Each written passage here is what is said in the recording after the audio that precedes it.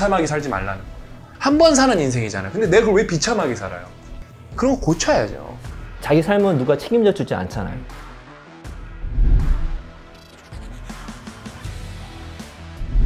목표의식이 진짜 뚜렷해야 돼요. 목표의식이 뚜렷하다는 거는 목표 빼고 다 포기할 수 있어야 돼요. 안 된다는 사람은 뭘 해도 안 되겠죠. 이것저것 시도해볼 수 있는 방법밖에 없어요. 그 방법밖에 없는 거예요.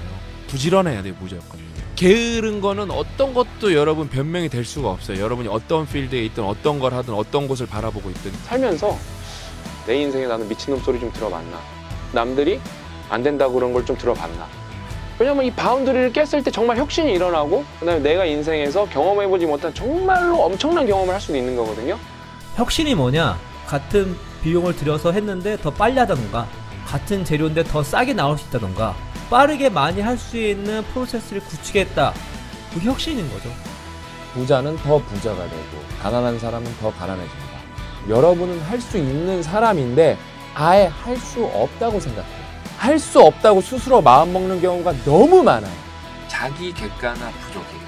타인의 취향에 반응할 필요가 없어요. 왜냐면 우리는 누군가의 평가에서 자유로울 수가 없거든요. 막 진짜 힘든데도 한 단계 더 나아가보려 애쓰는 힘이 긍정이라고 보거든요. 그런 태도가. 집중이라는 건 사실 긍정적이지 않으면 될 수가 없어요. 여러분이 이 일을, 뭐 공부를, 비즈니스를 성사시키려면 여러분이 예상치 못한 요소들이 너무너무 많이 있습니다. 집중이 안 돼요. 그 다음에 자꾸 실패할 것 같은 거예요. 두렵고 무섭고 내가 이걸 먹고 살 수 있나? 내 에너지가 야금야금 뺏기면 그게 누수 같은 거거든요. 누수? 근데 그거를 이겨내는 게 핵심인데 보통 다 못 이겨내죠. 내가 어떤 사람이 되면 멋진 나일까? 이상적인 나일까? 그래도 내가 인생을 살면서 괜찮다 생각한 나일까? 그 나만의 그 상을 그리고 그거를 만들기 위해 노력하는 건 중요하다는 생각이거든요.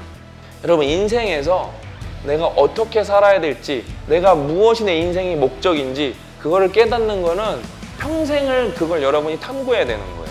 계속 우리는 선택을 하면서 살아가야 돼요. 탄생과 죽음 사이에서 초이스를 하면서 계속 살아가야 돼요.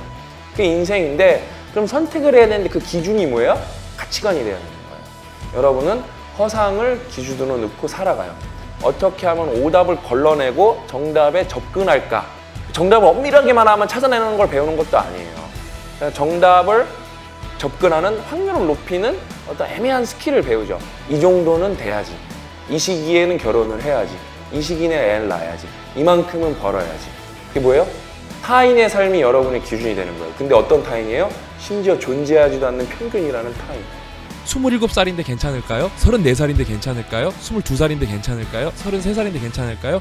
나이가 너무 먹은 것을 걱정하지 말고 너무 진짜 자기가 늦게 시작했다는 걸 걱지 말고 똑바로 하지 못하는 걸 걱정하라고. 세상에는 늦은 때란 게 여러분 없습니다.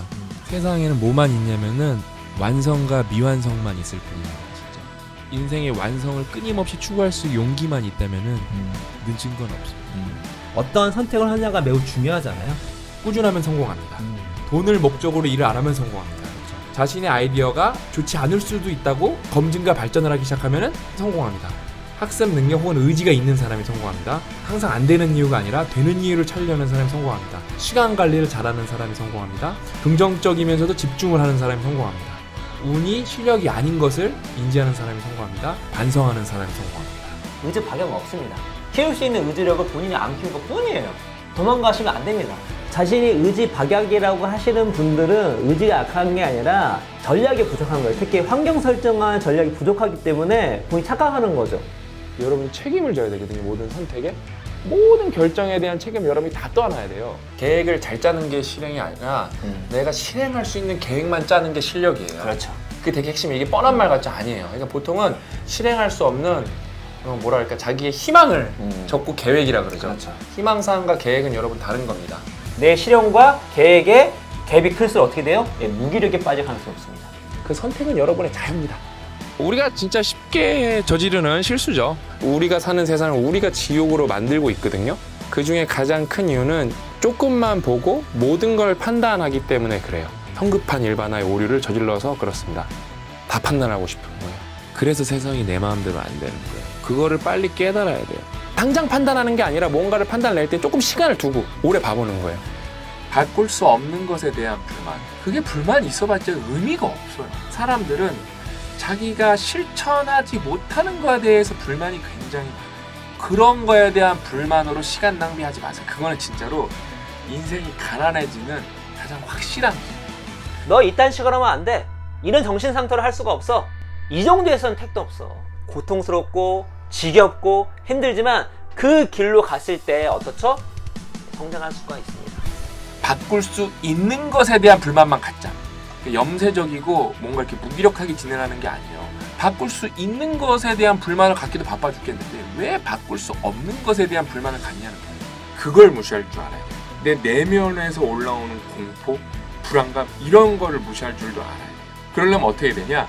중요한 거 20%에 집중을 해야 돼요. 20%가 80% 영향을 줍니다. 거기에 집중을 하고 나머지 80%는 필요에 따라서 무시할 줄도 알아야 되거든요.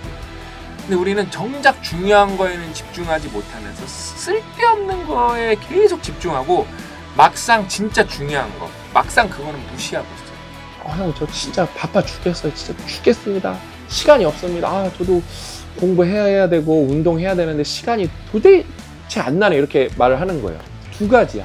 뭔가를 더 열심히 하는데 열심히 해서 아웃풋을 늘려야 되는데 그건 두 가지입니다.